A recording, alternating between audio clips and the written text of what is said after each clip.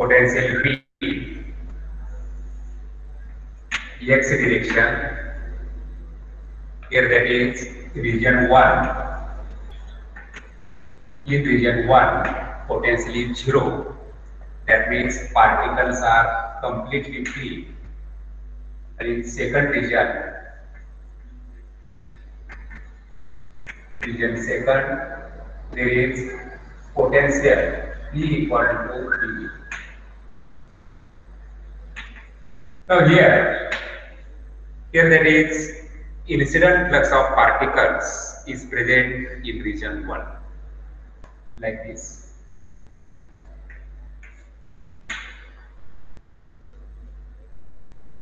Particle flux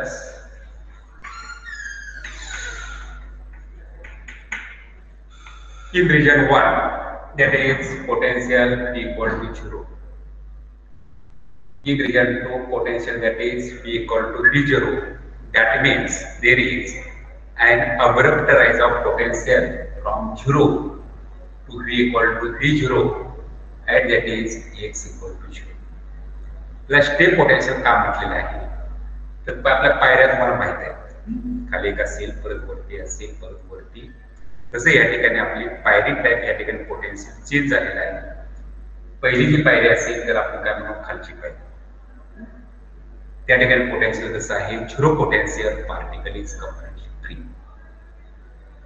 पुढची जी पायरी असेल किंवा स्टेप पोटेन्शियल किती आपलं V इक्वल टू V0 ही जी हाईट असेल पोटेन्शियलची त्याला आपण काय म्हणायचं या ठिकाणी potential barrier.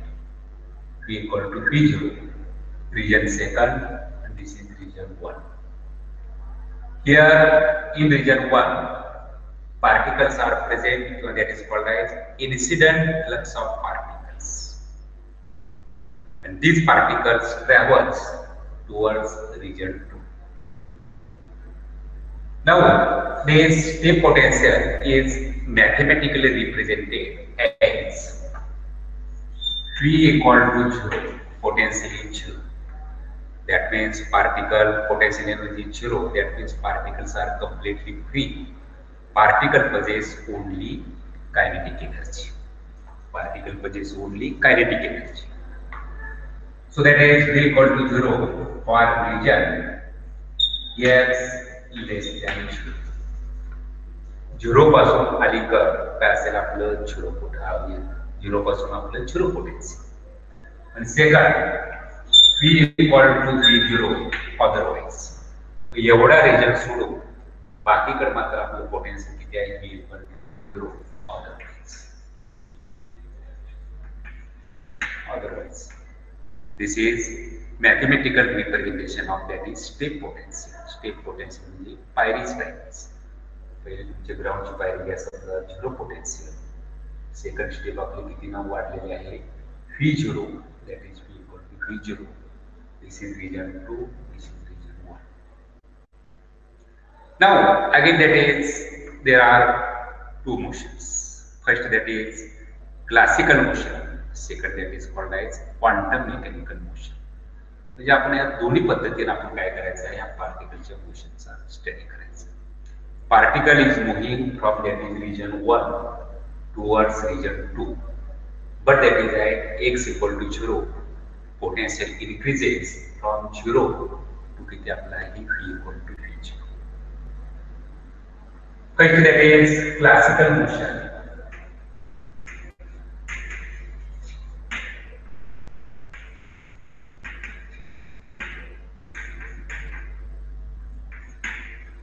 Now again for classical motion, suppose particle is moving with energy that is total energy of the particle. Total energy of the particle that consists of kinetic energy plus potential energy. Particle is moving from region 1 towards region 2 with total energy that is E. आता total energy particles जर E असेल तर पहिल्या region मध्ये potential आपलं किती आहे 0 potential. Second region मध्ये पोटेन्शियल किती आपलं आहे V equal to V0. या ठिकाणी देर आर टू केसेस, कारण आपल्याला माहित नाही की बाबा त्याची एनर्जी ह्या पोटेन्शियल पेक्षा कमी आहे किंवा जास्त. There are two cases. First case that is E less than H. Total energy of the particle that is less than कुठला असेल आपली H या पोटेन्शियल हाईट पेक्षा कमी. Second case, energy of the particle that is greater than V0. Energy of the particle that is greater than the potential barrier, potential height. त्यापेक्षा जास्त. Now consider that is first case, case 1, E less than V. Energy of the particle that is less than potential height. Potential म्हणजे काय असतं त्याला obstacle आहे, अडथळा आहे. अडथळा तुम्हाला पाठ्यामध्ये एक्झाम्पल मी सांगितलेलं आहे. जर चढावला जर सायकल आपण चढवत असेल, सायकलवर आपण जात असेल चढायला जाताना अगदी प्लेन रस्त्याने जाताना काय असणार, कायनेटिक एनर्जी पोटेन्शियल एनर्जी दोन्ही जवळजवळ आहेतच प्रेझेंट. परंतु आपण जेवढा पाय पॅडल मारतो तेवढी आपली सायकल जास्त म्हणजे कायनेटिक एनर्जी आपण वाढवतो, पोटेन्शियल एनर्जी कमी असते. परंतु ज्यावेळी चढ लागेल त्यावेळेस मात्र काय असतं, पोटेन्शियल आपण जरी पॅडल जास्त मोठा मारला तरी या ठिकाणी काय होते, स्पीड तुमचं या ठिकाणी हाईट असल्यामुळं पोटेन्शियल एनर्जी वाढते.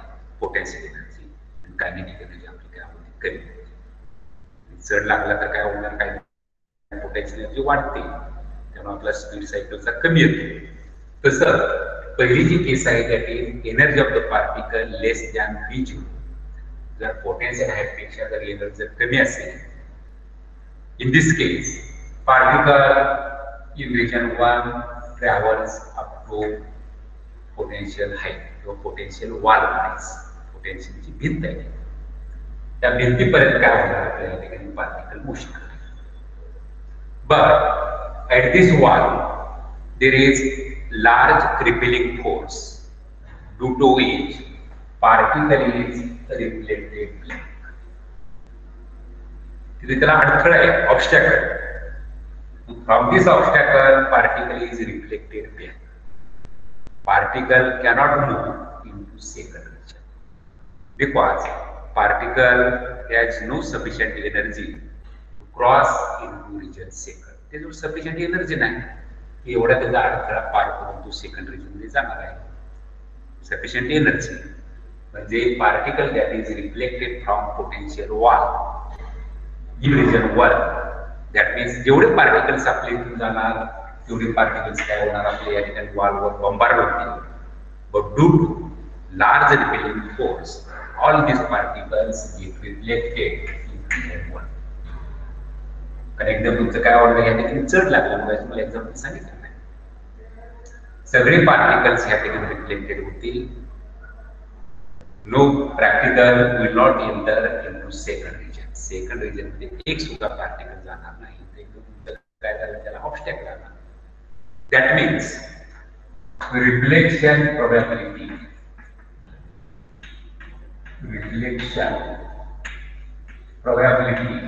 that is equal to 1. We know that is probability is always total probability always equal to 1. All the particles are reflected from wall of the potential. Therefore, reflection probability that is equal to 1. All the particles will be reflected from potential wall. No transmission of particles into second region. Second region मध्ये कुठलाही particle transmit होणार नाही. That means reflection probability that is R equal to 1 and transmission probability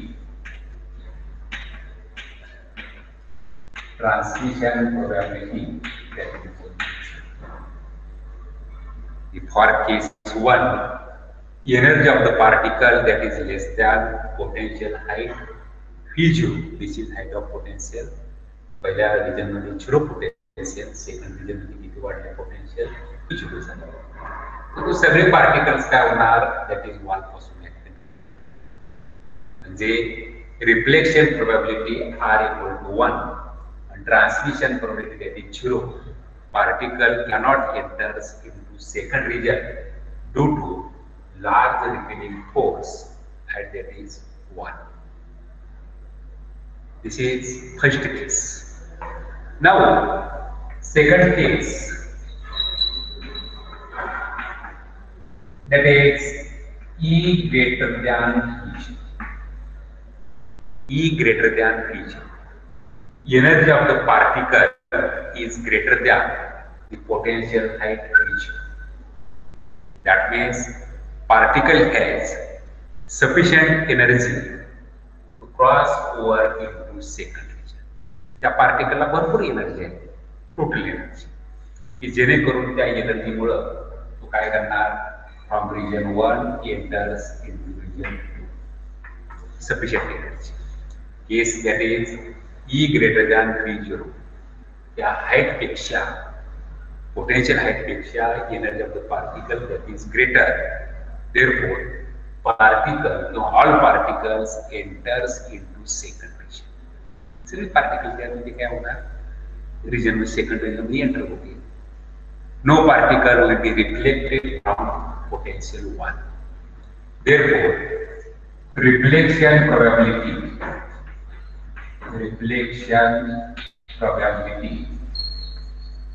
R that is equal to 2. Particle will not reflect from potential 1 because particle has sufficient energy to cross over into the second region. All particles will be transmitted into second region. Therefore, transmission probability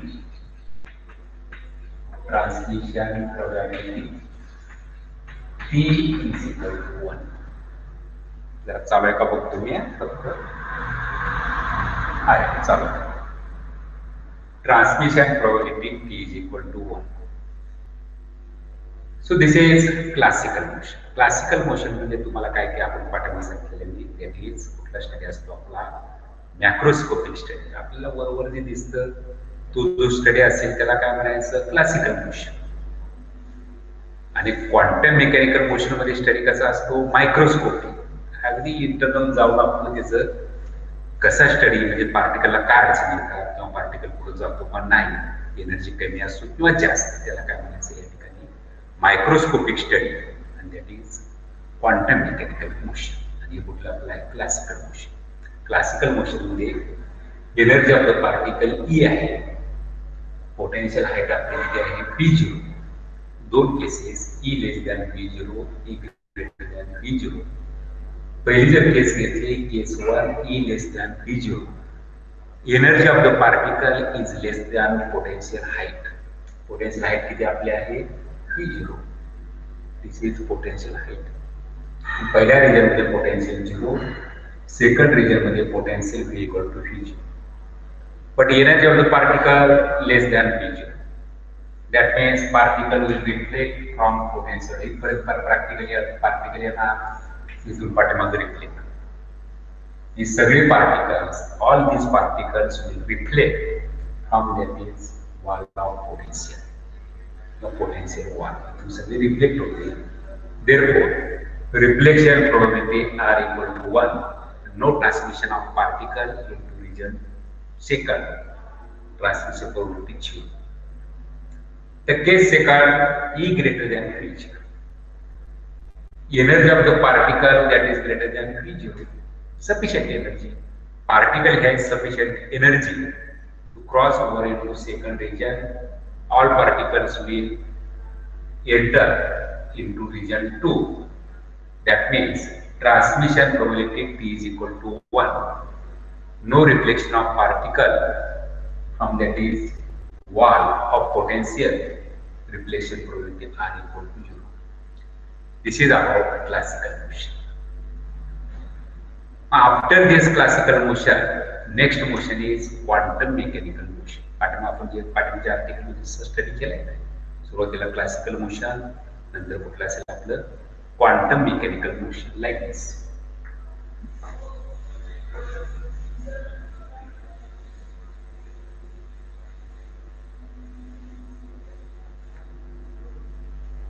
Quantum mechanical motion.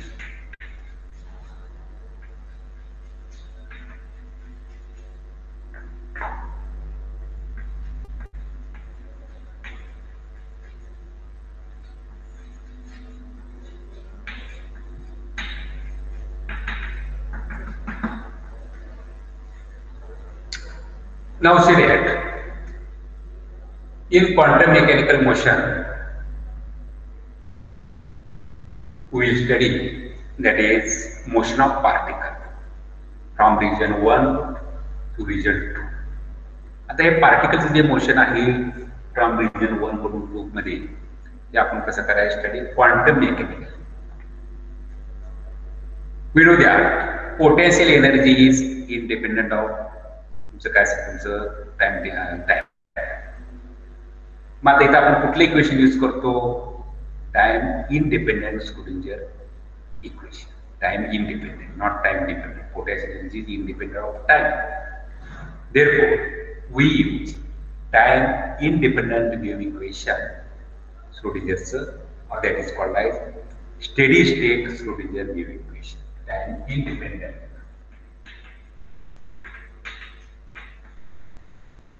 Time independent or steady state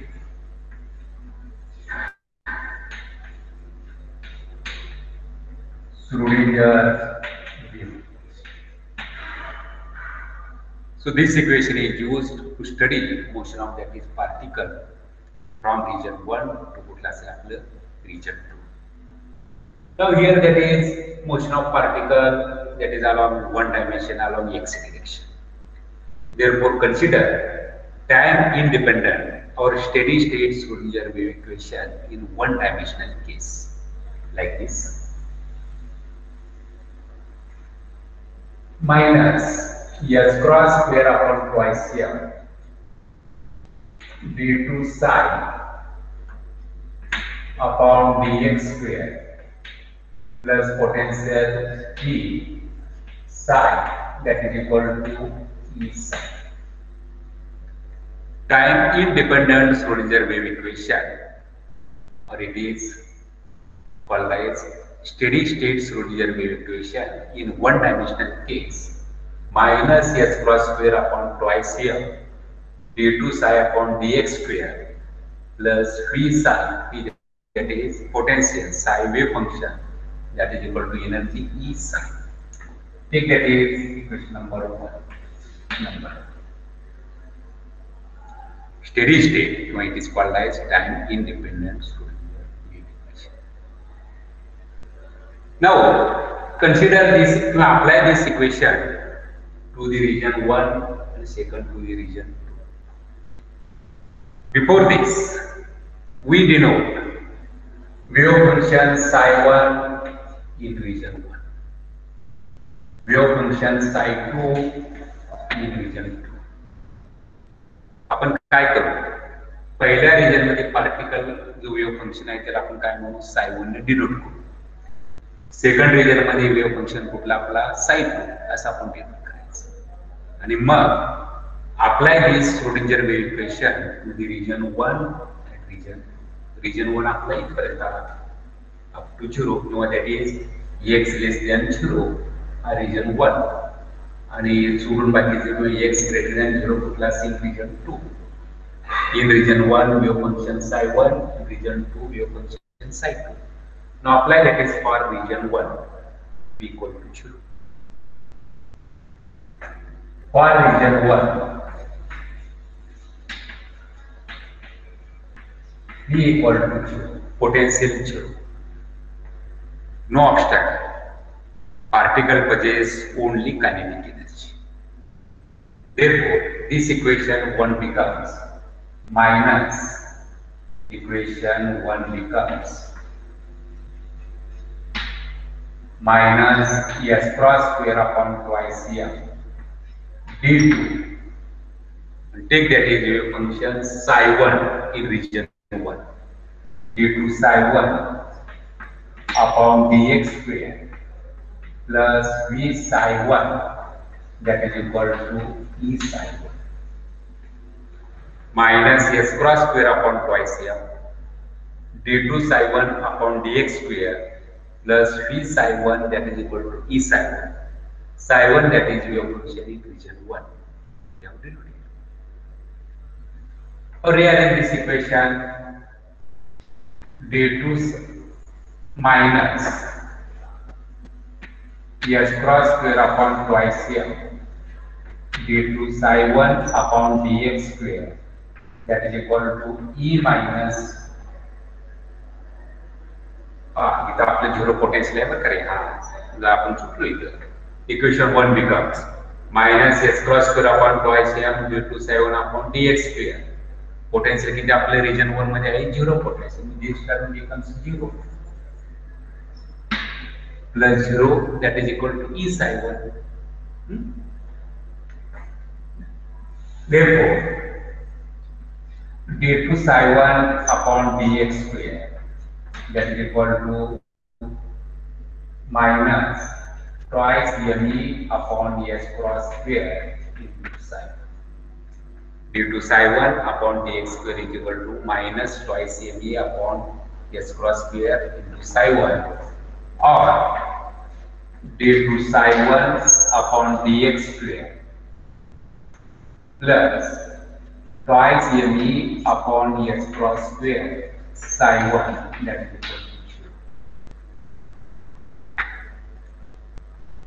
d2 psi 1 upon dx square plus twice me upon s cross square into psi 1 that is equal to 0. This is the equation for Schrodinger's wave equation for region 1. Again, take that is k1 square. Quantity आपण घेतलेलं आहे. पाठीमागच्या article सारखं same आहे. Let k1 square is equal to twice me upon s cross square. k1 square equal to twice me upon s cross square. Therefore, d2 psi 1 upon dx square plus k1 square psi 1 that is equal to 0. Take that is second. d2 psi 1 upon dx square plus k1 square plus psi 1 equal to 0. This is Schrodinger's wave equation for the region 1. पहिल्या region साठी equation बरोबर आहे. This is Schrodinger's wave equation, that is time independent Schrodinger wave equation for the region 1. एक आपण solution परत काढणार आहे. This is for region 1. Now for region 2 लिहिण्यासाठी एका मिनिटात लिहून घ्या. मला लगेच आपण सेकंड सही करू.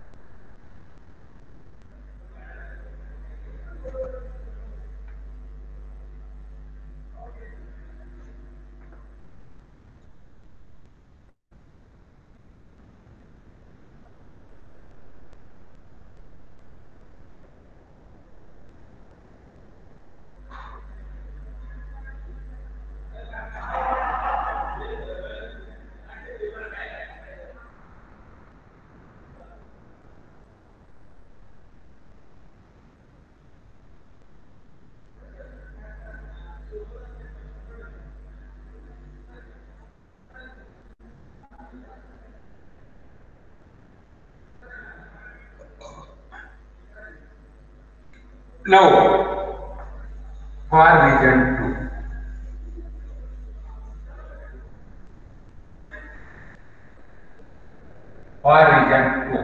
potential that is equal to. So this is region 2. Potential energy that is P equal to Vg. पहिल्या region मध्ये potential zero potential. Second region मध्ये potential एकदम वाढलेला आहे. Abrupt rise, that is called as abrupt rise from 0 to V equal to Vg. For region 2, V equal to V0. Therefore, apply equation 1. Schrodinger's time independent equation in the region 2. It becomes minus s cross square upon twice m d2, and in region 2 we have denoted wave function by that is psi 2. Psi 2 आपण denote केली minus s cross square upon twice m due to psi 2 upon dx square plus potential energy V0 psi 2 that is equal to E psi minus S cross square upon twice M d2 psi 2 wave function in second region d2 psi 2 upon dx square plus potential in second region V0 psi 2 is equal to E psi 2. परत rearrange करा like that similar minus S cross square upon twice M d2 psi 2 upon dx square equal to E minus V0 into psi E minus V0 into psi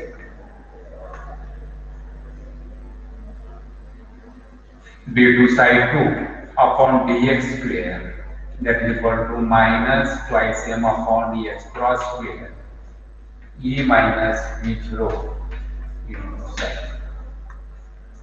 d2 psi 2 upon dx square that is equal to minus twice M upon dx cross square E minus V0 into psi 2. Therefore, d2 psi 2 upon dx square d2 psi 2 upon dx square plus twice M upon dx cross square E minus V0 psi 2 that is equal to 0. हे कुठलं असेल Schrodinger's time independent wave equation for region.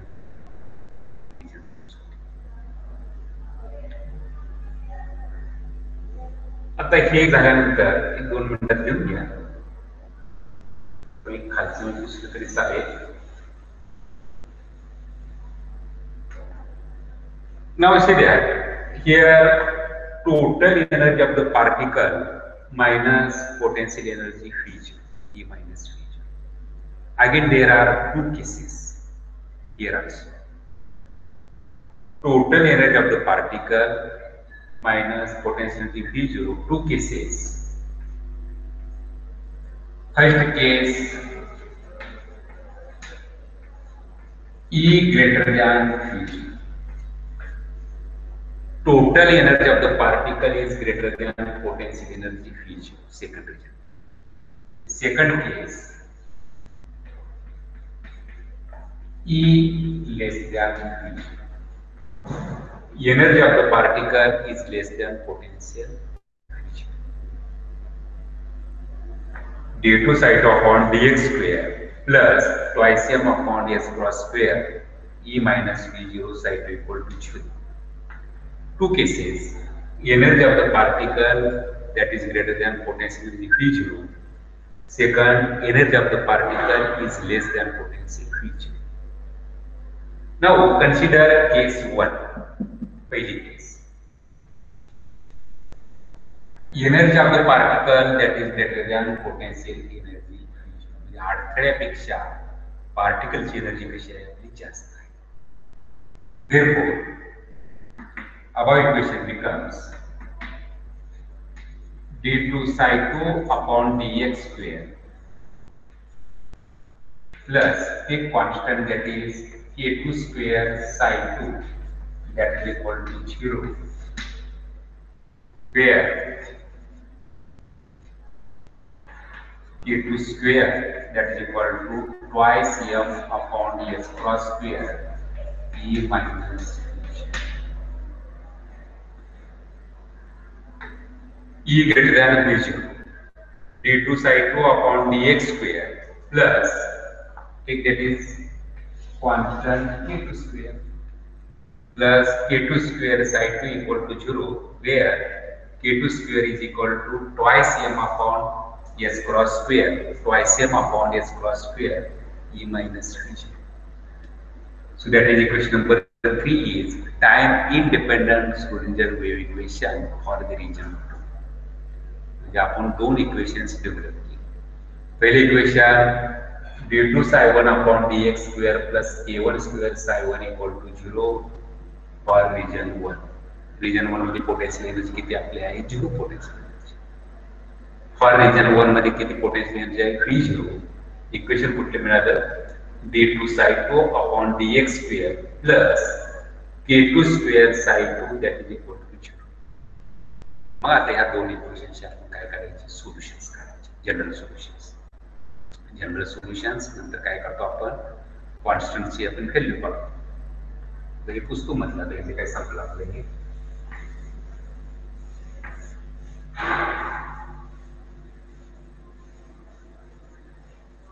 इथे लिहून ठेवतो इथं पहिलं second equation d2 psi1 upon dx square plus k1 square psi1 that is equal to 0. Second, for region 1 or region 1. Second, that is d2 psi2 upon dx square plus k2 square psi2 that is equal to 0 for region 2.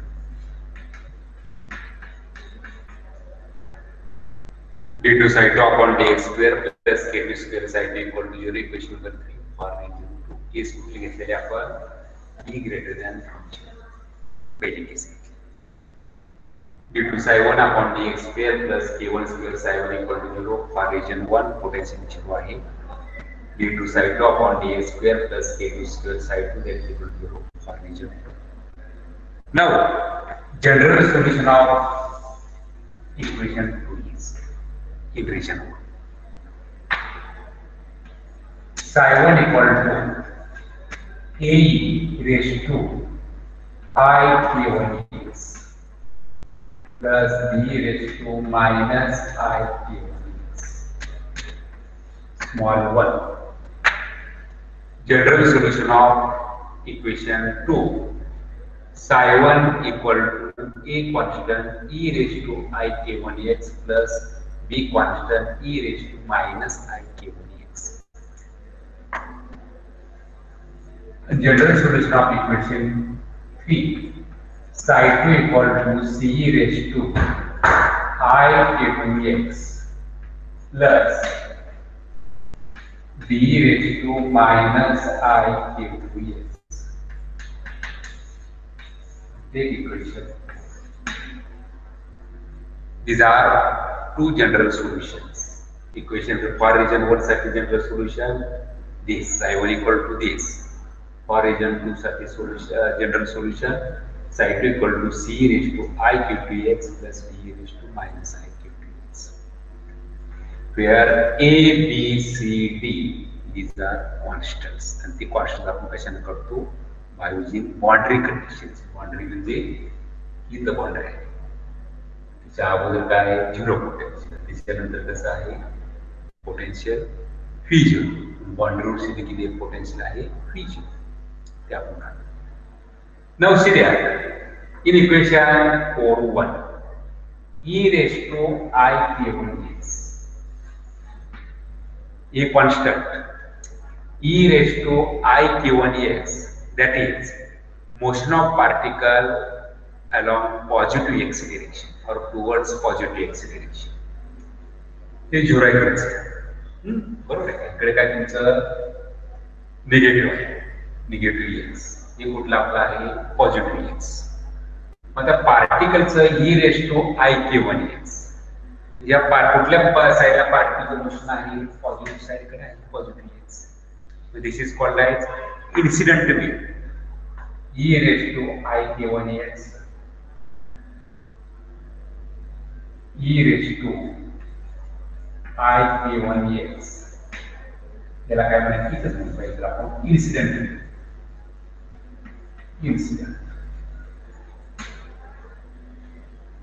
Motion of particle along that is positive x direction ही कुठली असेल आपली incident. Region 1 कडून region 2 कडे जाणार incident. e raised to minus I k1x. Negative sign indicates motion towards negative direction. Negative direction मध्ये 0 पासून इथं. हे कधी मोशन पॉसिबल आहे, ज्यावेळी पार्टिकल आपला रिफ्लेक्ट होईल incident wave e raised to I k1x incident wave. B raised to minus ik1x. Negative sign indicates motion of particle along minus x direction like this. ऐसा आहे इकडे. त्याला काय म्हणायचं? Reflected wave. Incident wave. This is reflected. Reflected. Psi1 is equal to A raised to ik1x motion of particle along positive x direction. 0 पासून इकडे positive आणि इकडे काय असेल आपलं negative. B raised to minus ik1x motion of particle along negative x direction that is called as reflected. हा काय झाला आपलं पहिल्या रिजन साठी. आता सेकंड रिजन मध्ये Psi2. Psi2 is equal to C raised to ik2x plus B raised to minus ik2x. Here, ik2x motion along positive x direction. कुठल्या region मध्ये? Second region. Motion along positive x direction म्हणजे particle is transmitted from region 1 to region 2. Second region मध्ये पार्टिकलचे x डायरेक्शनला कधी motion होणार आहे? तो जर particle region 1 to region 2 मध्ये ट्रान्समिट झाला किंवा एंटर झाला. Motion along positive X direction that is called as transmitted wave. Transmitted Psi2 equal to C raised to ik2x that is called as transmitted wave. त्याला notations आहेत. काय notation इथे लिहितो बघा.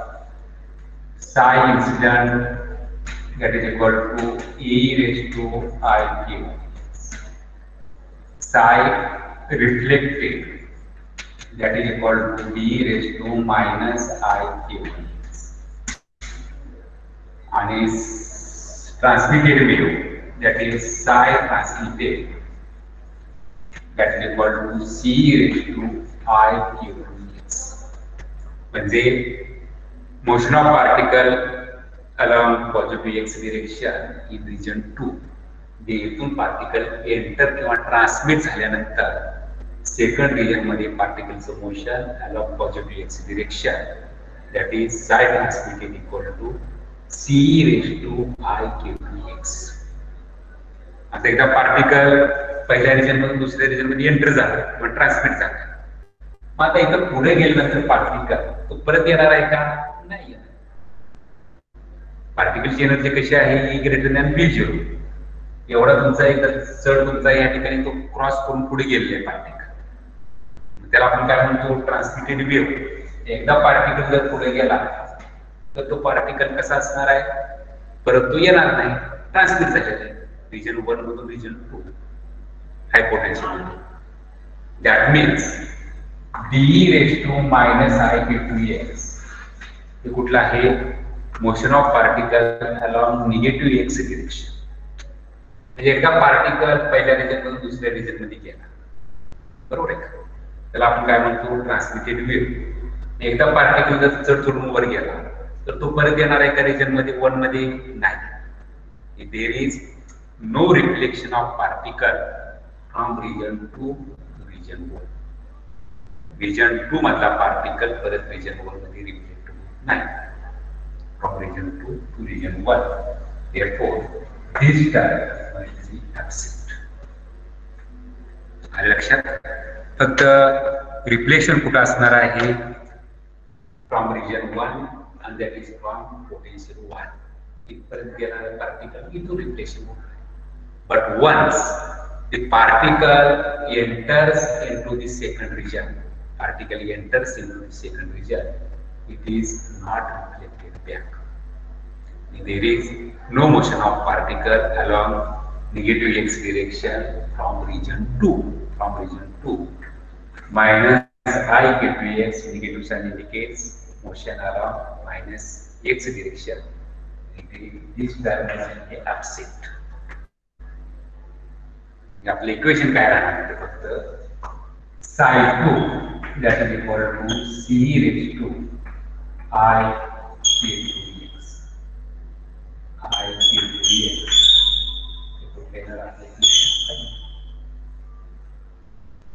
पहिलं psi1 equal to e raised to I k1x plus b raised to minus I k1x incident wave reflected. psi2 is equal to c raised to I k2x. हे कुठले असेल फक्त transmitted wave. Once the particle enters into second region, particle will not reflect in region 1. परत region 1 तो reflect होत नाही. म्हणून आपण काय केलं, e raised to minus I k2x आपण 0 घेतलं. मग इक्वेशन काय मिळणार, psi2 equal to c raised to I k2x. तर आता हे आपल्याला दोन इक्वेशन्स मिळाली. एक तुमचं कुठलं आपलं psi1 equal to a raised to I k1x plus b raised to minus I k1x आणि psi2 equal to c raised to I k2x. याचे आपण काय करायचं, परत कॉन्स्टंट्स काढायचे. Constant a b by using boundary conditions. Boundary conditions म्हणजे कुठला असेल, पहिल्या रिजन मध्ये potential v0, zero potential. in second region potential v0, and that is wall between these two regions is called as boundary. इथे wave function तुमचा कसा असणार आहे, ते आपण काय करू, पुढच्या पिरियडला कंटिन्यू करू. आता माझा तुम्हाला आवाज येतोय, पण तुमचा आवाज मला स्पीकरवर येत नाही. तर काय करू, पुढच्या पिरियडला आपण थोडं दुसऱ्या लॅबमध्ये आपण अरेंज करू.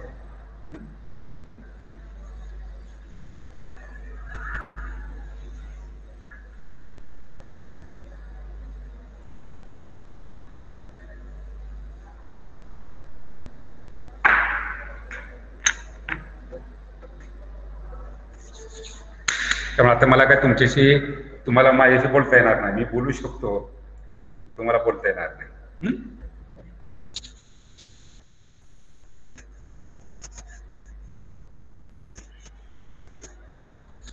ठीक आहे, आता पुढचा पिरियड कोणाचा आहे ते होईल.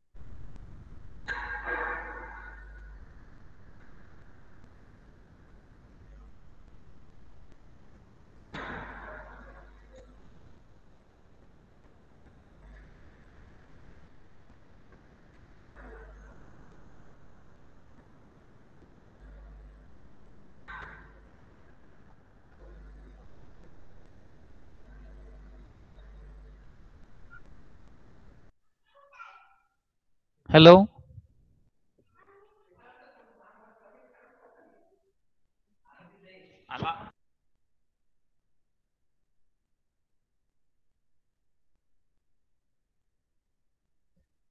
हॅलो,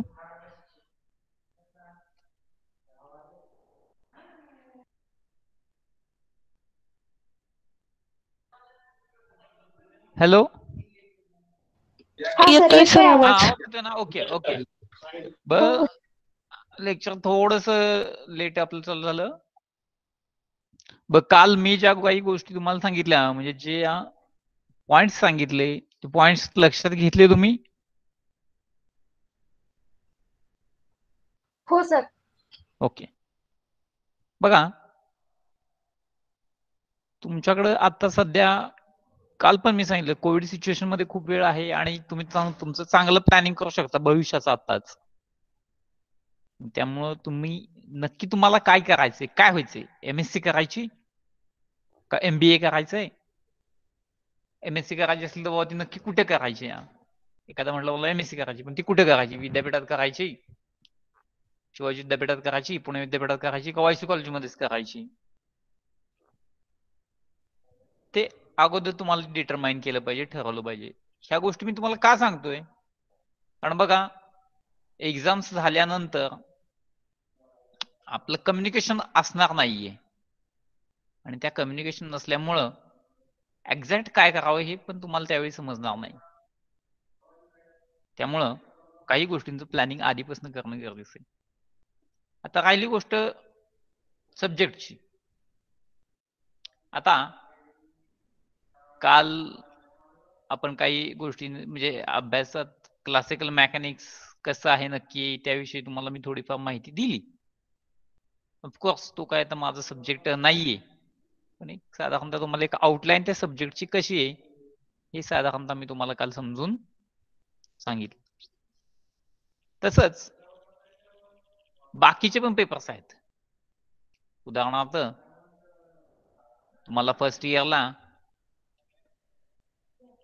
मॅथमेटिकल फिजिक्स हा एक सब्जेक्ट आहे.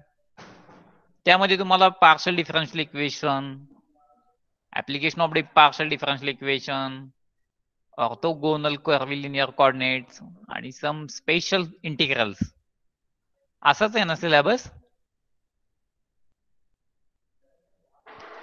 हो सर. हा, मग आता हे पॉइंट्स येतात.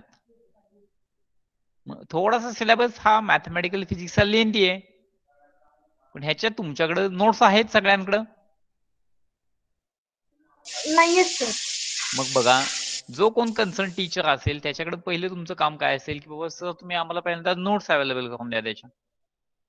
कारण नोट्स भेटल्यानंतर तुमचं निम्म काम हलकं होतं आणि एक्झामच्या दृष्टिकोनातून तुम्ही स्टडी करायला सुरुवात करता. बघा, नोट्स कलेक्ट करणं म्हणजे 50% काम आहे. त्या नोट्स पाठ करणं म्हणजे एक एक आर्टिकल पाटीवरती तुम्हाला पेन्सिलची पाटीवरती 9-10 वेळा बघून लिहून काढा, काही प्रॉब्लेम नाही. एक एक आर्टिकल 9-10 वेळा बघून लिहून काढा मॅथमॅटिक्सचं किंवा कुठलंही साधारणतः, पण मॅथमॅटिकलचं जास्तच. त्याचे तो डोक्यात तुमच्या ते कोरलं जाईल, व्यवस्थित पाठ होईल ते. आणि ती जी नोट्स असेल त्या नोट्स जसं आहे तसं प्रिंटिंग तुम्ही एक्झाम मध्ये करू शकताय. तुम्हाला चांगले मार्क्स मिळू शकतील. आणि सतत तेच ते शब्द पुन्हा पुन्हा लिहिल्यामुळं, वाचल्यामुळं, जास्तीत जास्त लिहिल्यामुळं कसं होईल की त्यातले मल्टिपल सुद्धा लगेच तुम्हाला सुटतील. मग आता हे झालं मॅथमॅटिकल फिजिक्स. तसंच तुम्हाला पुढे आहे क्वांटम मेकॅनिक्स. आता क्वांटम मेकॅनिक्स मध्ये मॅटर वेव्ह एक आहे, Schrodinger wave equation, application of Schrodinger equation आणि operator and mathematical tools in quantum mechanics हे सब्जेक्ट आहेत, म्हणजे हे टॉपिक आहेत. आता मॅटर वेव्ह बघा, प्रकाश म्हणजे लाईटचं कसं नेचर आहे, ड्युएल नेचर आहे. म्हणजे सूर्यापासून जो प्रकाश येतो तो पहिल्यांदा वैज्ञानिक म्हणत होते काय की सूर्यापासून जो प्रकाश पृथ्वीवरती पोहोचतो तो कशा स्वरूपात आहे, वेव्हच्या स्वरूपात आहे. न्यूटन त्यावेळी काय म्हणाले की नाही, ते कॉर्पस्क्युलर थिअरी मांडली त्यांनी. ते म्हणले पार्टिकल नेचर आहे कॉर्पस्क्युलर. पुन्हा नंतर काय झालं, काही शतकांनंतर अल्बर्ट आइन्स्टाईननं पुन्हा सांगितलं काय, लाईटला कसलं नेचर आहे, पार्टिकल नेचर आहे. पार्टिकल नेचर हे झालं. मग आता मला सांगा की लाईटला कुठलं नेचर आहे, पार्टिकल नेचर आहे का वेव्ह नेचर आहे? तुमचं म्हणणं काय?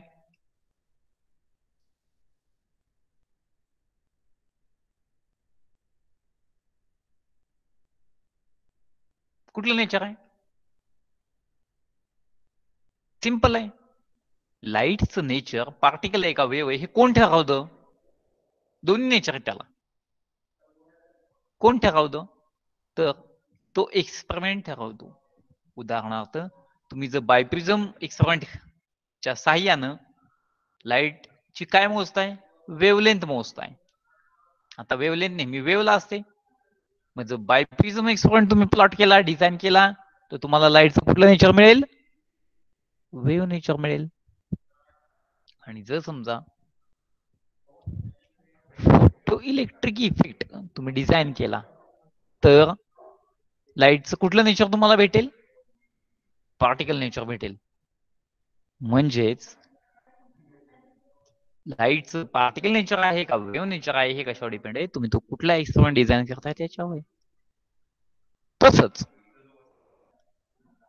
एखादा कण असेल म्हणजे इलेक्ट्रॉन पण काय आहे, एक प्रकारचा कणच आहे. आलं लक्षात? मग जे अतिसूक्ष्म कण आहेत त्यांच्या भोवती पण काय असते, एक वेव असते. अतिसूक्ष्म कण म्हणजे तो नुसता कण असत नाही, तर ते एक वेव असते. म्हणजे लाईटला जसं ड्वेल नेचर आहे तसं मॅटरला सुद्धा ड्वेल नेचर आहे. मॅटर म्हणजे काय, कण.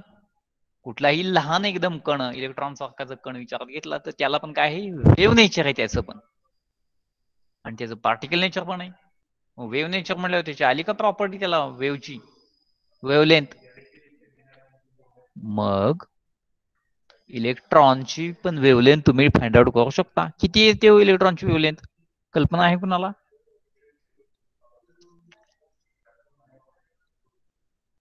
एक 1.27 अँगस्ट्रॉम म्हणजे 1.27 गुणिले 10⁻⁻ मीटर एवढी काय आहे ती इलेक्ट्रॉनची वेव्हलेंथ आहे. मग त्याच वेव्हला काय म्हटलं जातं, मॅटर वेव्ह. मग हा मॅटर वेव्हचा एक्सपेरिमेंट आहे.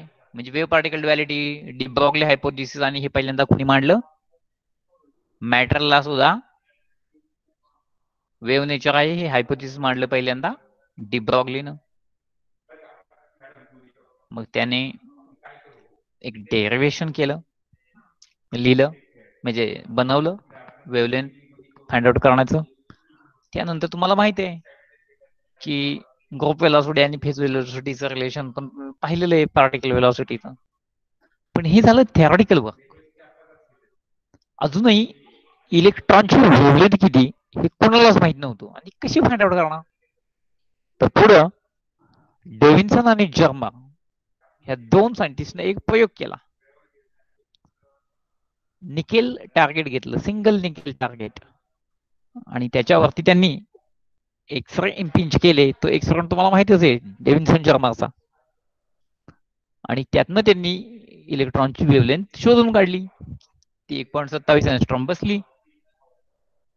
मग पुढं नोबेल प्राइज कमिटीनं डी ब्रॉग्ली आणि डेव्हिन्सन जर्मर यांना विभागून नोबेल प्राइज दिलं. एकानं थेरॉटिकल वर्क केलं आणि एकानं प्रॅक्टिकल वर्क केलं, म्हणून दोघांना विभागून, तिघांना विभागून दिलं.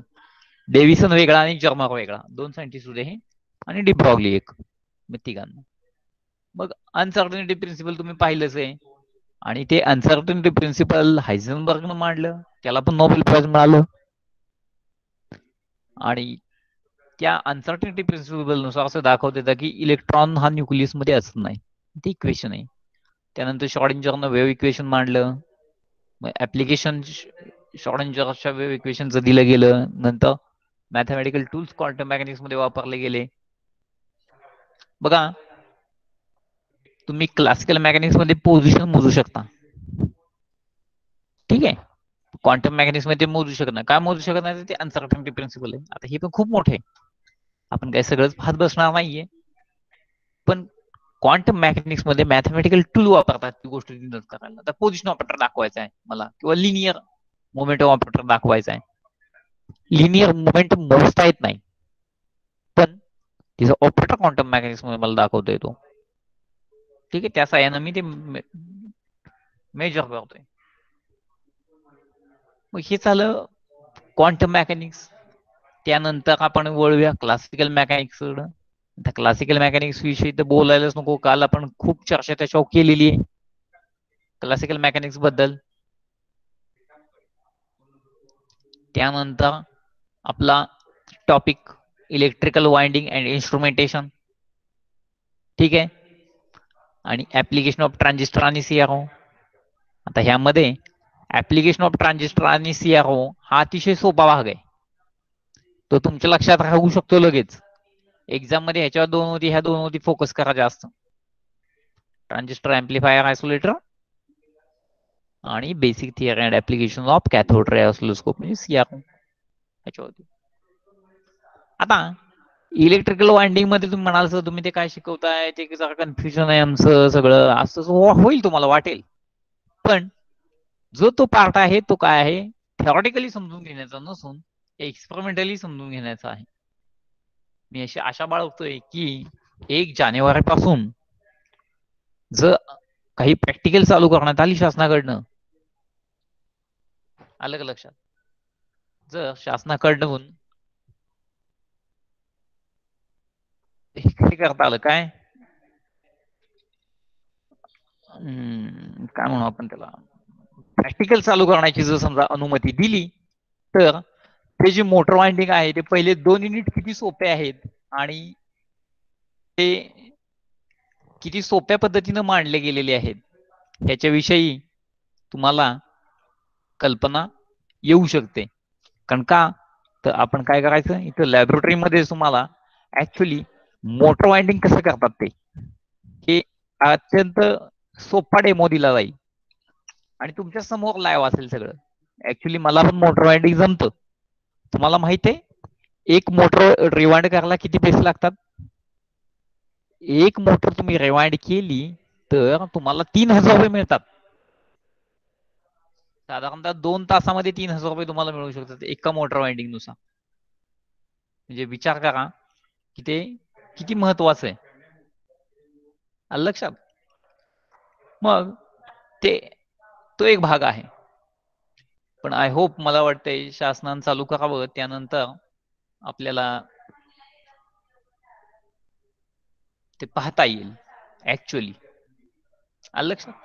आता तुमच्या इथं मला कोणीतरी, मला वाटतंय दिव्य वाडकर यांनी एक क्वेश्चन विचारलेला आहे की सर, श्रॉडिंजर वेव्ह इक्वेशनची कन्सेप्ट काय आहे? ठीक आहे. आता हे ते मोटर वाइंडिंगचा झाला पार्ट, पण अजून आता हे जर बोलायचं म्हटलं तर श्रॉडिंजर इक्वेशन विषयीच आपण थोडस बोलूया की एक्झॅक्ट श्रॉडिंजर इक्वेशन काय आहे. ठीक आहे. तर बघा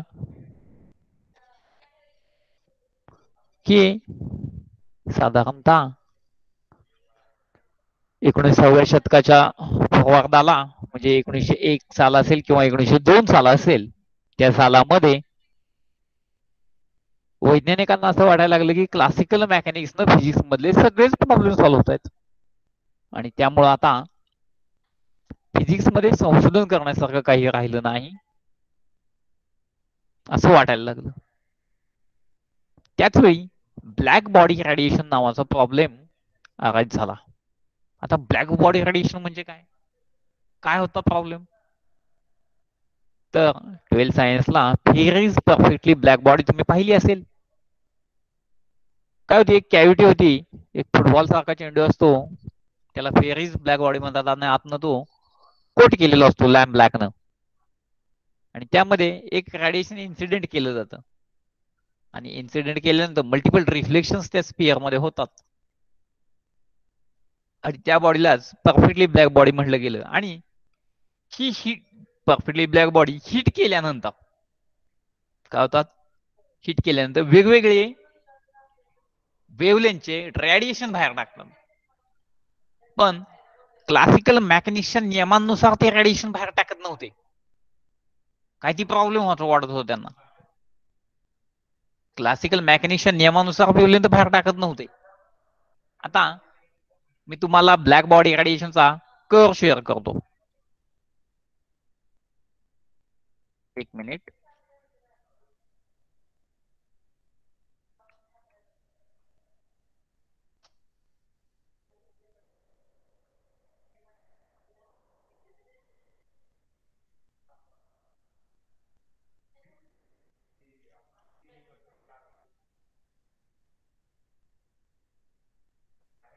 ओके, बघा या इथं काय केलेलं आहे तुम्हाला दिसते, हे डायग्राम दिसते सगळ्यांना?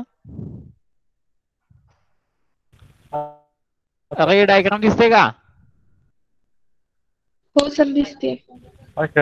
ओके, बघा या इथं एक्स ऍक्सिसला वेव्हलेंथ आहे आणि वाय ऍक्सिसला फ्लक्स आहेत.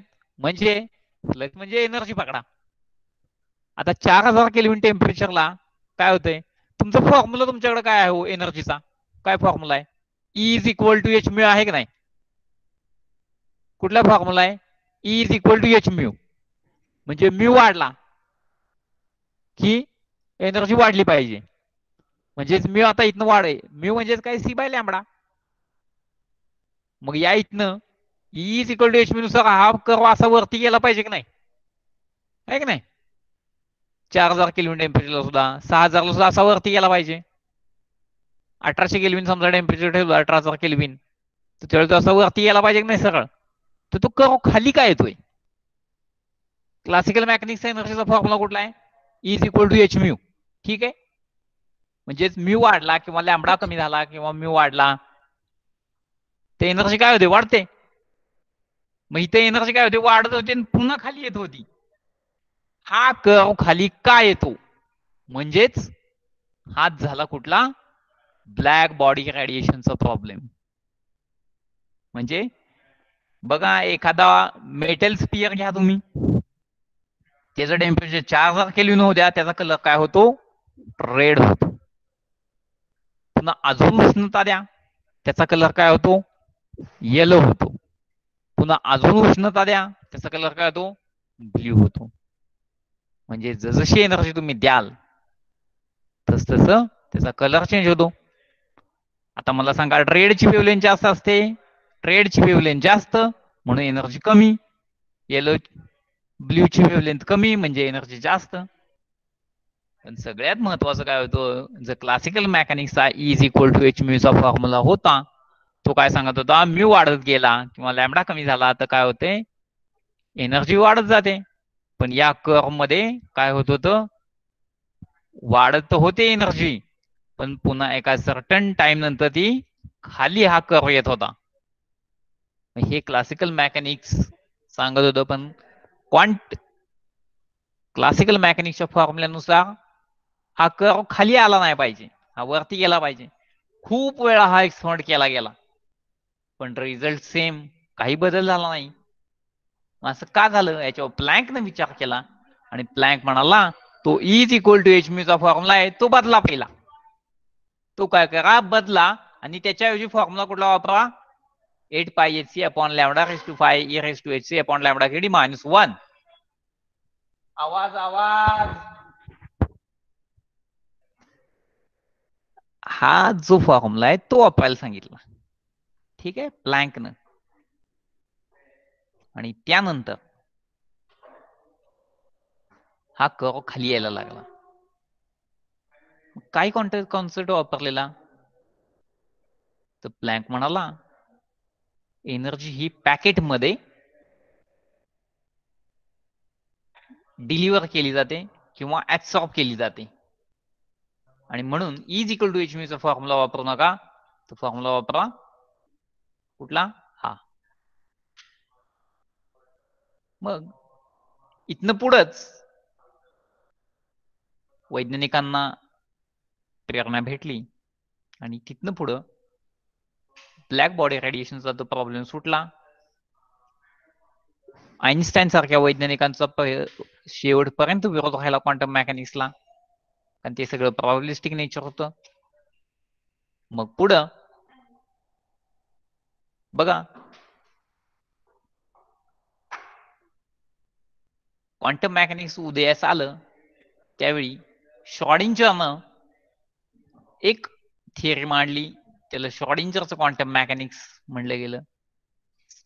त्याच वेळेला हायझेनबर्गनं एक क्वांटम थिअरी मांडली, तिला हायझेनबर्ग मेकॅनिक्स म्हणलं गेलं.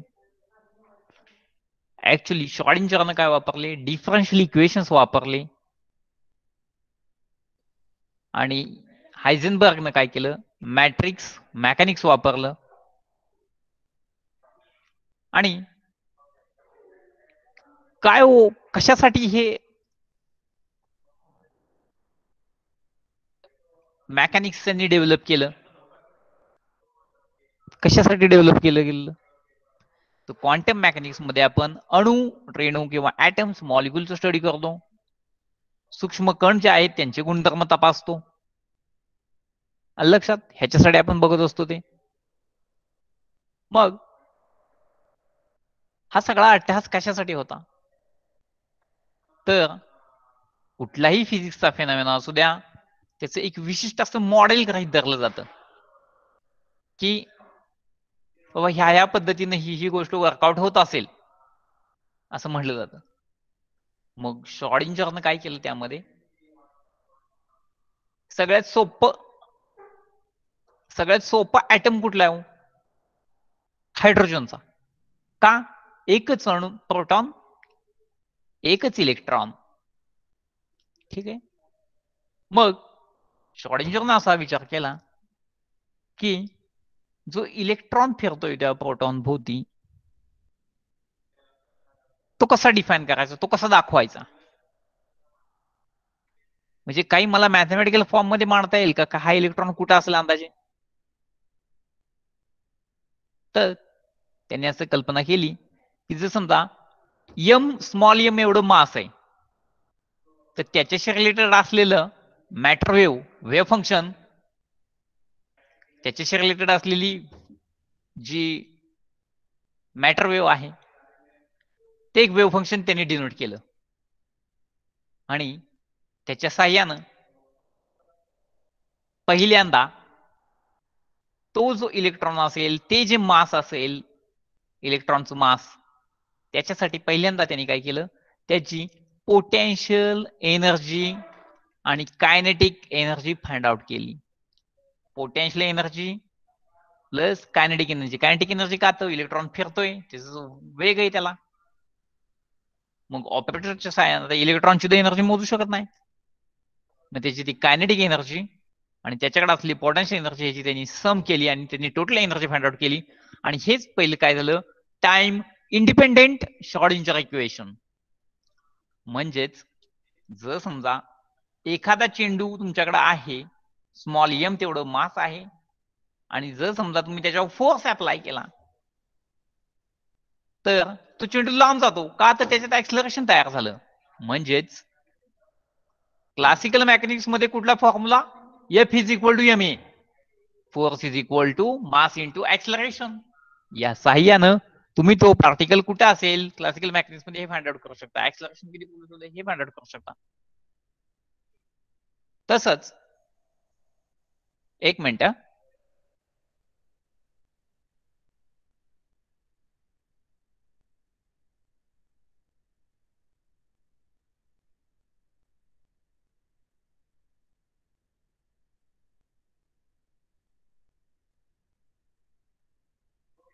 आता ह्यामध्ये गंमत काय आहे की जे स्थान क्लासिकल मेकॅनिक्स मध्ये F is equal to ma न्यूटनचं आहे तेच स्थान क्वांटम मेकॅनिक्स मध्ये श्रॉडिंजर इक्वेशनचं आहे आणि ते डिनोट कशाने केलं जातं -h² pi square m into d² upon dx² plus v of x equal to x या पद्धतीने डिनोट केलं जातं.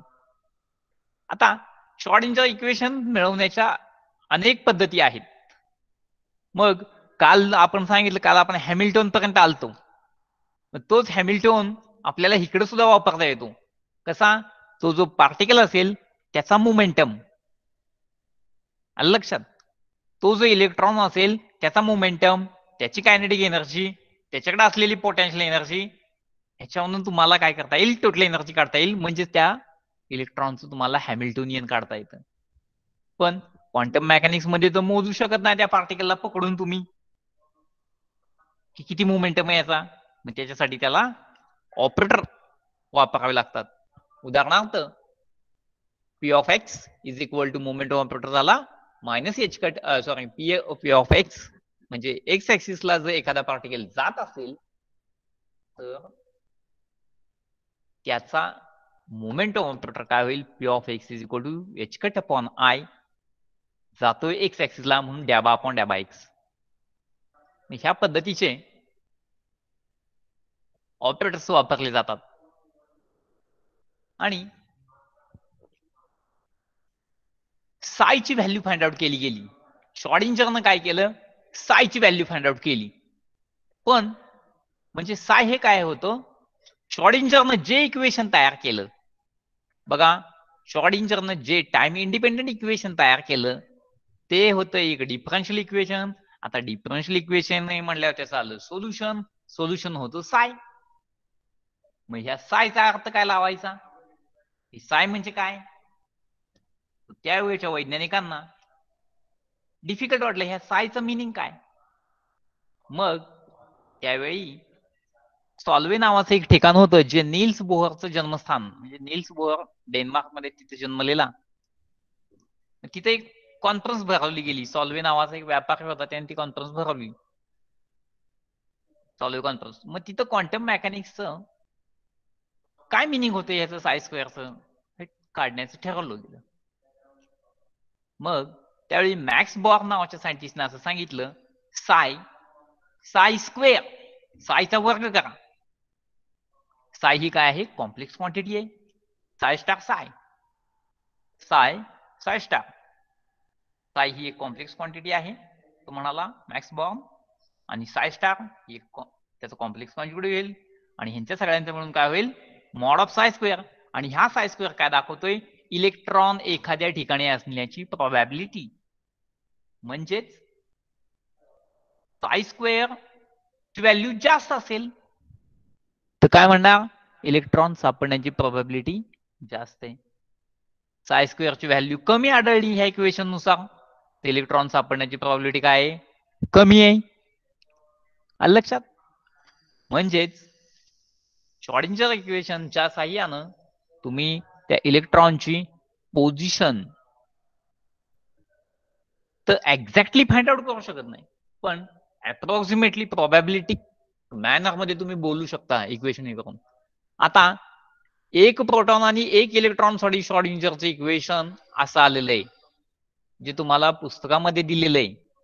मग आता मला सांगा, युरेनियम मध्ये 235 प्रोटॉन, 235 इलेक्ट्रॉन, 235 न्यूट्रॉन, मग त्याच्यासाठी हे किती कॉम्प्लेक्स होईल इक्वेशन? येईल का काढता? नाही काढता येणार, ते खूप डिफिकल्ट जाईल. प्रत्येक इलेक्ट्रॉन, प्रत्येक प्रोटॉन, प्रत्येक न्यूट्रॉन एकमेकांशी इंटरॅक्टिंग होत असतील, त्यामुळे ती एनर्जी तिथं फाइंड आउट करून सोपं नाही. मग हा होता श्रॉडिंजर वेव्ह इक्वेशनचा कन्सेप्ट. लक्षात? आणि सेम रिझल्ट हायझेनबर्गनं मॅट्रिक्स मेकॅनिक्स वापरून सुद्धा फाइंड आउट केलेले. आणि कालांतरानं वैज्ञानिकांना कळालं की श्रॉडिंजरनं वापरलेलं डिफरन्शियल इक्वेशन्स, डिफरन्शियल कॅल्क्युलस किंवा श्रॉडिंजरनं डेव्हलप केलेलं वेव्ह इक्वेशन आणि हायझेनबर्गने डेव्हलप केलेलं मॅट्रिक्स मेकॅनिक्स, या दोघांचे रिझल्ट सेम आहेत. मग त्यावेळी दोघांचीही थिअरी मान्य पावली. आता काय आहे, तुमच्या सिलेबसला फक्त श्रॉडिंजर वेव्ह इक्वेशन आहेत. एमएससी ला गेला ते श्रॉडिंजर इक्वेशनच आहेत. जर कुठे एमएससीच्या पुढे तुम्ही संशोधनात कुठे गेला तर हायझेनबर्गचं मॅट्रिक्स मेकॅनिक्स तुम्हाला शिकता येऊ शकतं. बघा ही माणसं किती ग्रेड होती. हायझेनबर्ग एका व्हाईट पेपर होती, अणुबॉम्बचा सगळा प्लॅन त्याच्याकडे होता, एका व्हाईट पेपर होती. ऑफकोर्स ही सगळी फिजिक्स मधली लिजेंड माणसं. आम्ही पण त्यातला आता काही कन्सेप्ट फक्त शिकण्याचा प्रयत्न करतोय, समजून घेण्याचा प्रयत्न करतोय. जे थोडंफार काय आम्हाला समजते ते आम्ही तुम्हाला सांगण्याचा प्रयत्न करतोय. पण आय होप मला छान वाटलं की ऍटलिस्ट कुणाला तरी बाबा उत्सुकता वाटते की नक्की बाबा हे श्रॉडिंजर इक्वेशनचा कन्सेप्ट काय आहे, किंवा आपण समजून ऍटलिस्ट घेऊया नक्की काय असेल. बघा हे सगळं जे युनिव्हर्स आहे, विश्व आहे, पृथ्वी, मंगळ, सगळं काय असेल ते ग्रह, सगळे हे सगळे फिजिक्सच्या नियमांनुसार चाललेले आहेत. आणि त्यामध्ये जनरली क्लासिकल मेकॅनिक्स वापरलं जातं. जिथं स्पीड व्हेलॉसिटी ऑफ लाईट एवढा असेल तिथं रिलेटिव्हिटी वापरली जाते. आणि जर पार्टिकल एकदमच लहान असेल तर त्या तिथं तुम्हाला क्वांटम मेकॅनिक्स वापरण्याशिवाय गत्यंतर नाही. लक्षात? क्वांटम मेकॅनिक्स ही थिअरी अत्यंत अजूनही याच्यावर काम चाललेलं आहे, अजूनही सायंटिस्ट काम करतायत. मग ह्या पद्धतीनं हे इक्वेशन्स डेव्हलप होत गेली. त्याच्या पुढे पण श्रॉडिंजरच्या पुढे पण भरपूर काम झालं, पण ते काय आता तुमच्या सिलेबसला नाही. त्यानंतर मला वाटते पार्टिकल इन बॉक्स किंवा काय असं बरंच काय काय काय केलंय. पुन्हा नंतर लिनियर हार्मोनिक ऑसिलेटर, तुमचं मला वाटतंय सोल्युशन हे सॉरी डिफरन्शियल इक्वेशन असं येतं d square psi upon d x square plus twice m h cut square into bracket E minus half k x square bracket complete psi equal to 0 आणि ह्याचं solution psi is equal to a into e raise to minus मला वाटतंय आता मला आठवत नाही actually exactly minus ते असं होतं ते मायनस केटी बाय लॅमडा काय काय ते असं काय ते होतं ते असो ह्या पद्धतीनं हा सब्जेक्ट इव्हॉल्व्ह होत गेला आणि अजून सुद्धा भरपूर काम झालंय त्याच्यावर आणि ह्याच्या साहाय्यानं क्वांटम मेकॅनिक्स मुळेच पुढं वैज्ञानिकांना अणुबॉम्ब बनवता आला किंवा अणुबॉम्ब बनवता येऊ शकला कारण ह्यातलीच ही माणसं अणुबॉम्ब बनवण्यामध्ये पुढे होती मग तो हायझेनबर्ग असेल एन्ट्रिको फर्मी रॉबर्ट ओपनहायमर या माणसांनीच पुढे जाऊन यातल्या क्वांटम मेकॅनिक्स मधल्याच पुढे आणि ऑफकोर्स अल्बर्ट आइन्स्टाईनचा फॉर्म्युला पण त्यावेळी उपयोगी होता ह्या पद्धतीनं हा सब्जेक्ट इव्हॉल्व्ह केला आणि हे सगळं 19व्या शतकातले असं नाही की बाबा खूप जुनं आहे 1905 सालच्या सगळं पुढचं आहे हे त्यामुळे एक नवीन शिकता म्हणजे 100 वर्षापूर्वी घडलेल्या ह्या सगळ्या घटना आहेत तुम्हाला असं सिलेबस मध्ये सोपंच आहे पण ठीक आहे तुम्ही त्याचा अभ्यास करा पुन्हा पुन्हा वाचा ते कन्सेप्ट लक्षात लवकर येत नाहीत पुस्तकं पण जरा वेगळ्या पद्धतीने लिहिलेली असतात नोट्स मधनं पण तेवढं काही समजता येऊ शकत नाही लक्षात अजून काही क्वेश्चन्स तुम्हाला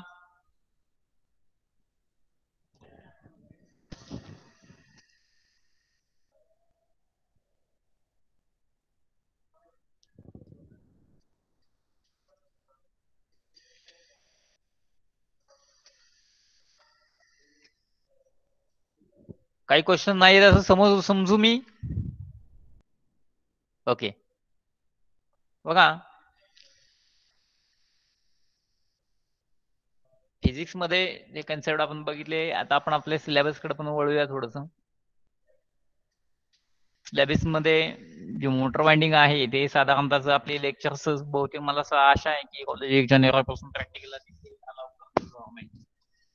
त्यावेळी ते इलेक्ट्रिकल मोटर वाइंडिंग हा सगळा पार्ट प्रॅक्टिकल मधूनच आपण समजून घेऊया ते डेमो इतके छोटे छोटे सोपे आहेत ते तुमच्या लगेच लक्षात येतील तुम्हाला इतकं सोपं आहे काय हे काही अवघड त्यामध्ये नाहीये लक्षात तर ते कधी आता प्रॅक्टिकल चालू होईल त्यावेळी बघू आपण ते आता आपल्याकडे तुम्हाला थिअरीची चांगली तयारी करून आणि दुसरी गोष्ट महत्वाची म्हणजे तुमच्याकडे नोट्स असणं गरजेचं आहे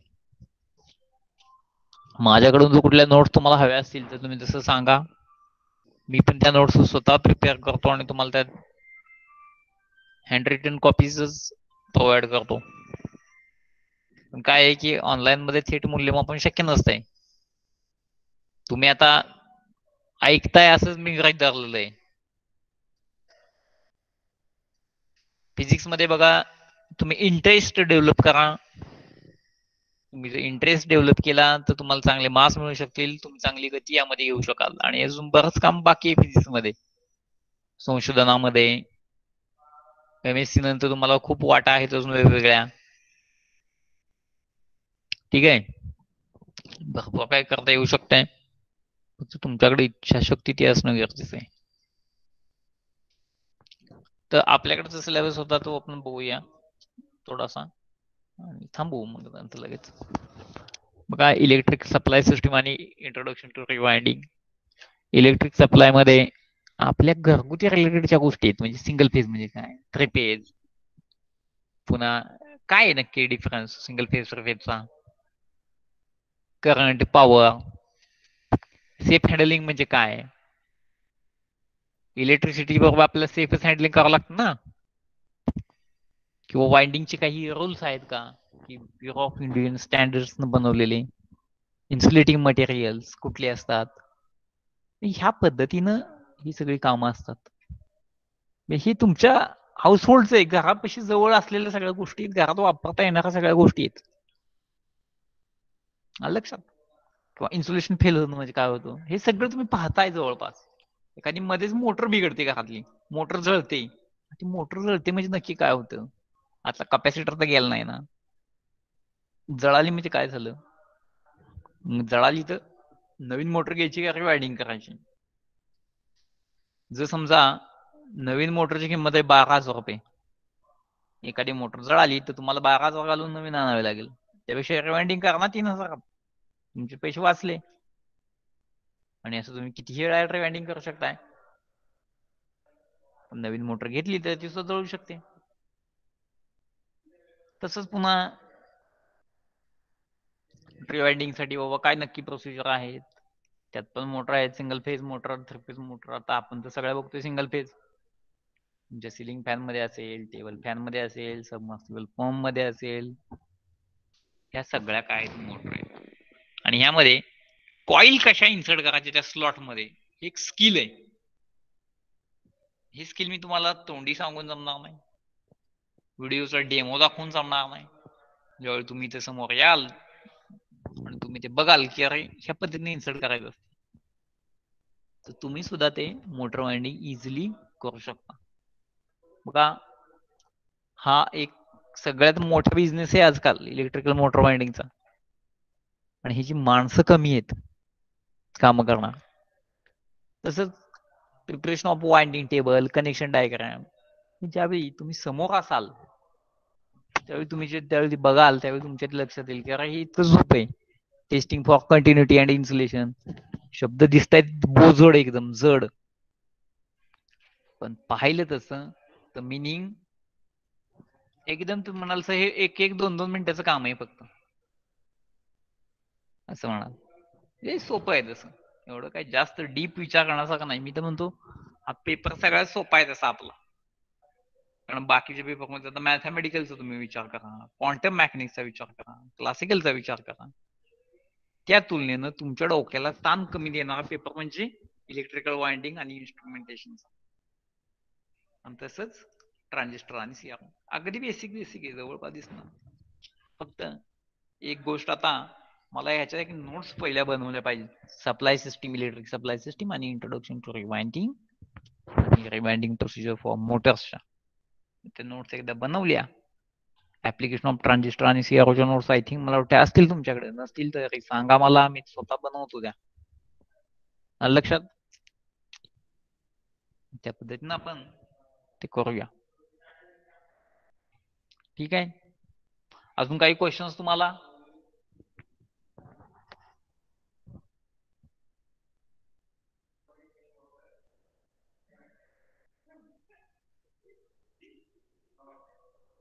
हॅलो, काही क्वेश्चन्स? No, okay. सर हा बोला बोला.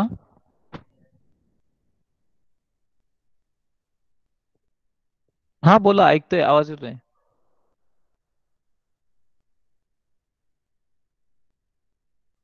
अरे घाबरू नका तुम्ही, मित्रांना जसं मित्रांमध्ये बोलता तसं बोला, काही प्रॉब्लेम नाही.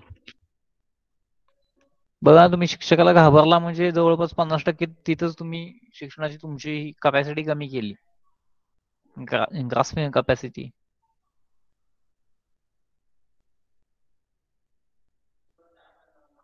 ठीक आहे, असू द्या. बघा, आता ह्या पद्धतीनं आपल्याला पुढे जायचंय. आपला सिलेबस पण आपण आता जवळपास कव्हर करणार. आता फक्त जे प्रॅक्टिकलचे डेमो आहेत वाइंडिंगचे, ते तुम्हाला मला वाटते बघू जानेवारी मध्ये आपण जर देण्याचा प्रयत्न करू ना, तर अदरवाईज स्वतः मी इथे जे डेमो करेन त्याचे व्हिडिओ छोटे छोटे बनवतो की जे नेटला सुद्धा अवेलेबल नाही आहेत. त्याच्या साह्यानं एकदा ते तुम्हाला दिलं म्हणजे ते सहजासहजी तुम्ही पण इलेक्ट्रिक मोटर वाइंडिंग कराल. तुमच्यातला समजा जर कोणी मुलानं टीवाय नंतर इलेक्ट्रिकल मोटर वाइंडिंगच्या बिझनेस मध्ये गेला तर तो खूप मोठा बिझनेसमॅन भविष्यात होऊ शकतो, कारण हे फील्ड डेली यूज मधलं आहे आणि डायरेक्ट ऍप्लिकेशन ओरिएंटेड आहे. आणि दुसरं काही शिकायचं नाही, एकदा मोटर वाइंडिंग झालं, मोटर वाइंडिंग करता येऊ लागलं, विषय मिटला. तुम्ही त्यामध्ये तुमची मास्टरी, एक्सलन्स दाखवू शकताय. ठीक आहे, बघा आज आपण मॅथमॅटिकल फिजिक्सचा रिव्ह्यू घेतला, क्वांटम मेकॅनिक्स, क्लासिकल मेकॅनिक्स इत्यादी गोष्टी पाहिल्या. इलेक्ट्रिकल मोटर वाइंडिंगची मी तुम्हाला सांगितली काय कहाणी आहे. बघा ही मोटर, इलेक्ट्रिक मोटर नसते तर काय झालं असतं, जरा इमॅजिन करा बघू तुम्ही, काय झालं असतं इलेक्ट्रिक मोटर नसता तर. तुम्ही शेतीला जे पाणी देता ते विहिरीतनं पाणी जमिनी आणता, ते कशा सहाय्याने आणता? Electric motor. काय झालं असतं बघा ना, माणसाचे किती हाल झाले असते लोकांचे, तुमचे वैज्ञानिकांनी किती लोकांचं. आता बघा सगळ्या लसीसाठी आवासून बसलेले आहेत की बाबा कधी लस येते एकदा कोरोनाची, म्हणजे पुन्हा आली का वैज्ञानिकांवरती डिपेंडन्सी. तसंच तुमच्या गाडीमध्ये पण मोटर असेल, इलेक्ट्रिक मोटर पाणी खेचण्यासाठीची, फॅन मध्ये तुमचं चालण्यासाठी सुद्धा मोटर आवश्यक आहे. म्हणजे सगळं इलेक्ट्रॉनिक, इलेक्ट्रिकल मोटर वाइंडिंग वरती हे सगळं डिपेंड आहे. बघा आता त्या इलेक्ट्रिकल मोटर वाइंडिंग मध्ये जर तुम्ही गेला तरी काय आहे तिथं, ही इलेक्ट्रिक मोटर कुठल्या बेसिस वरती फिजिक्स चालते हो, काही कल्पना आहे?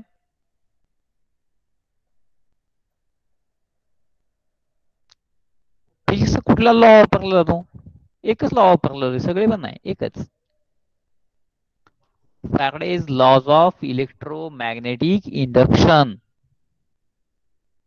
कुठले? Faraday's laws of electromagnetic induction.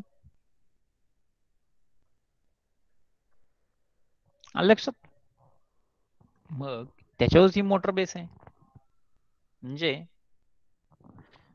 मी पुन्हा पुन्हा तुम्हाला सांगतोय की हे संपूर्ण जग हे काय आहे, टोटली आज तागायत वैज्ञानिकांवरती डिपेंड आहे. आपल्या माणसांचे बरेच श्रम कमी केले. उदाहरणार्थ रेल्वे इंजिन किंवा मोटर गाडी किंवा मोठे मोठे ट्रक्स, ह्याच्या सगळ्या गोष्टी आहेत, automobiles, two wheelers, four wheelers, हे काय आहेत? हे सगळे शोध आहेत. या सगळ्यांमध्ये कुठलाही शोध घ्या तुम्ही, त्यात सगळ्यांमध्ये फिजिक्सची प्रिन्सिपल वापरलेली आहेत. त्यामुळे आपलं भौतिक जीवन हे काय झालंय, जरा सुखी झालेलं दिसतंय. तसं आपल्याकडं जो पार्ट आहे तो इलेक्ट्रिकल मोटर वाइंडिंगचा. तुमच्यात सुद्धा कोणीतरी टीवाय नंतर हा विचार नक्कीच करू शकतो मोटर वाइंडिंग शिकण्याचा अजून डीप मध्ये. हार्डली 6 महिन्यामध्ये तुम्ही परफेक्ट ट्रेन होऊ शकता. एक मोटर दुरुस्त करायला 3 HP ची एक मोटर दुरुस्त करायला 3000 रुपये खर्च येतोच. ते वाइंडिंग वगैरे त्या तुम्हाला गोष्टी शिकल्या पाहिजे. ऍटलीस्ट तुम्हाला एक फक्त तोंड ओळख झालेली आहे आता त्या कन्सेप्टची. ती तोंड ओळख पुरेशी आहे मला वाटते तो कोर्स म्हणजे उतरण्यासाठी.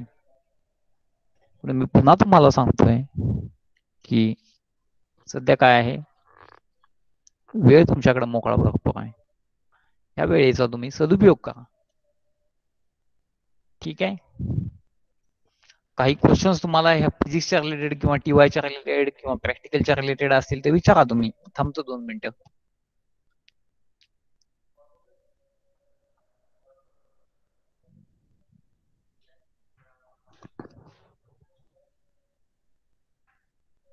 बघा सगळे स्तब्ध आहेत, काय ते बोला तुम्ही. तुम्ही बोलल्याशिवाय तुमच्या मनामध्ये काय डोक्यामध्ये प्रश्न ते मला कसं कळणार?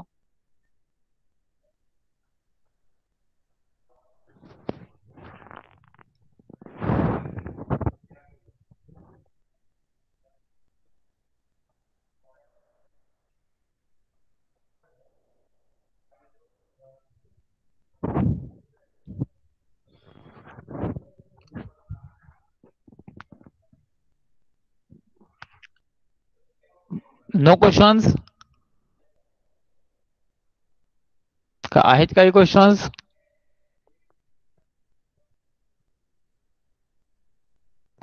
एक गोष्ट मला सांगा, आता हे जे क्लासिकल मॅग्नेटिक्स आहे, क्वांटम मॅग्नेटिक्स आहे, मॅथमॅटिकल आहे, इलेक्ट्रिकल मोटर वाइंडिंग आहे, तुम्हाला अवघड वाटत असलं कुठला पार्ट आहे, मी त्यावेळेला तुम्हाला सोल्युशन देऊ सांगतो. काय अवघड वाटते तुम्हाला एक्झॅक्टली? तुमचा प्रॉब्लेम नक्की म्हणजे मला पण समजलं पाहिजे की नक्की तुम्ही त्या पद्धतीने तुम्हाला गायडन्स देऊ शकतो. एक्झॅक्टली काय अवघड वाटतंय तुम्हाला ह्या सगळ्यांमध्ये?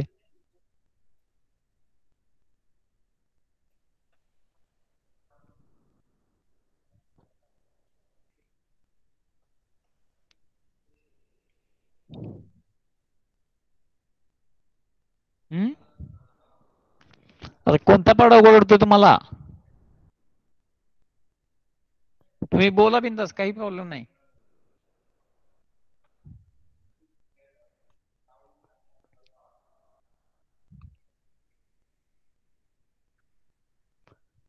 ठीक आहे, तुम्हाला काही प्रॉब्लेम नाही असं मी समजतो आता. ओके, आणि मला वाटतं आपण थांबूया आता. Okay, thank you to all of you. Sir बोला. ते लॅग्रेंजियस फॉर्म्युलेशन, हेल्मंटेरियस फॉर्म्युलेशन ते जरा अवघड वाटतंय. कुठलं लॅग्रांजियन फॉर्म्युलेशन? हा, तुम्ही काय करा, हे बघा, तुम्ही काय करा, तुमच्या TY फिजिक्सच्या जो ग्रुपला ते सिलेबस मधला कोणता पॉइंट आहे तो फक्त लिहून टाका त्याच्यावर. त्याच्याशी रिलेटेड जो नोट असेल तर मी तुम्हाला ती अवश्य देतो. फक्त काय करा, सिलेबस मध्ये सिलेबस कॉपी आहेत का तुमच्याकडे सगळ्यांकडे? हो सर आहेत. हो आहे. हा, नाही तर मी काय करतो, सिलेबसची जी आपली TY ची कॉपी आहे ती एक कॉपी तुम्हाला आज मी ग्रुपवरती काय करतो, सेंड करतो. लक्षात? हो सर. फक्त मला सांगा तुम्ही की नक्की तुम्हाला त्यातला कोणता पॉइंट अवघड वाटतोय किंवा काय, तर त्याची जी छोटी नोट असेल ती मी नोट तुम्हाला ती प्रोव्हाइड करतो. बघा, हे विषय असे आहेत की हे चिंतनातून डेव्हलप होतात. आता मला सुद्धा हे क्वांटम मेकॅनिक्स समजून घ्यायचं म्हणलं, श्रोडिंगर इक्वेशन म्हणलं, मला खूप वेळ हे समजून घेण्यामध्ये गेला. मी TY ला असताना मला पण हे कुणी सांगितलं नव्हतं. पण त्यानंतर मी विचार करत गेलो की हे नक्की असं का. MSc ला गेलो, PhD ला गेलो, परदेशात गेलो, त्यानंतर चिंतनात हळूहळू समजायला लागले ह्या अशा अशा गोष्टी. एक्झॅक्टली बाबा श्रोडिंगरला काय म्हणायचं ते मी सांगू शकणार नाही, पण समवॉट नक्की त्याला काय सांगायचं होतं एक्झॅक्ट एवढं तर मी सांगू शकतो. ठीक आहे, तुम्ही जे काय पॉईंट्स तुमचे असतील ते काय करा, तुम्ही त्या आपल्या TY फिजिक्सच्या ग्रुपला टाका. मी त्याला सिलेबस आपला टाकतो जर कोणाकडे नसेल तर, आणि तिथंच मी तुम्हाला काय करतो, जी नोट्स असेल माझ्याकडे तिचा फोटो मी तुम्हाला पाठवतो. त्या पद्धतीनं होईल. तो कुठलाही, आणि do not hesitate to ask the question to teachers. म्हणजे शिक्षकांना प्रश्न विचारणार कधीही घाबरायचं नाही. लक्षात का, ते तुमचा फायदा आहे. आम्ही तुमच्या हितासाठी इथं बसलोय की नाही. तुम्हाला काही शंका असतील, अडचणी असतील, बघा आता ऑनलाईन असेल तरी आम्ही घेतोय कोणी, तो उलटा आम्ही ते म्हणतो की तुम्ही क्वेश्चन्स विचारा, प्रॉब्लेम्स असतील सांगा, आम्ही ते प्रॉब्लेम सॉल्व्ह करतो तुमच्या इथं बसून. स्टडी रिलेटेड काय असतील क्वेश्चन्स ते विचारा तुम्ही. आता हा सिलेबसचा जो पॉइंट आहे हा सुद्धा काय आहे, काय आता मला कळणार नाही तसं तुम्ही बोलल्याशिवाय, किंवा नक्की त्यातला तुम्हाला कुठला पार्ट अवघड वाटतोय, कुठला सोपा वाटतोय. बघा, असं नाही म्हटलं जातं की मॅक्झिमम क्वेश्चन्स विचारा, जितके तुम्हाला प्रश्न पडतील तितकं उलट चांगलं आहे, की तुमचा स्टडी काय होईल, परफेक्ट होईल. आणि एखादी गोष्ट फिजिक्स मध्ये बघा, दोन गोष्टी आहेत. एक तर तुमचं इमॅजिनेशन तुम्हाला खूप करावं लागेल, पहिला मुद्दा. आणि दुसरा मुद्दा म्हणजे तुम्हाला एक्सपर्ट टच, म्हणजे ह्यातला कोण जो तज्ञ माणूस असेल त्याच्या टच मध्ये राहावं लागेल. आता जसं आम्ही ऑनलाईन तुमच्या टच मध्येच आहे, काही प्रॉब्लेम असला तर तुम्ही लगेच विचारू शकताय. ते प्रश्न तुम्ही तुमचे सांगितल्याशिवाय आम्हाला कळणार नाहीत. असं नाही की बाबा सर इलेक्ट्रिकल मोटर वाढणे शिकवतो म्हटलं मी त्यांना क्वांटम मेकॅनिक्स कसं विचारू, तसं काय नाही. आम्ही कुठलाही विषय शिकवू शकतो, लक्षात. त्यामुळे तुम्ही ती काळजी करू नका. तुम्ही फक्त तुमचं अडचण काय असेल तर सांगा. शक्यतो तुम्हाला मॅक्झिमम मार्क्स कसे मिळतील, तुमचं भविष्य कसं उज्ज्वल होईल, ह्याचीच आम्ही काळजी घेतोय. ठीक आहे, मला तो सिलेबसचा पॉइंट फक्त पाठवा, थांबूया आपण. Have a good day to all of you. Thank you sir. Okay, thank you.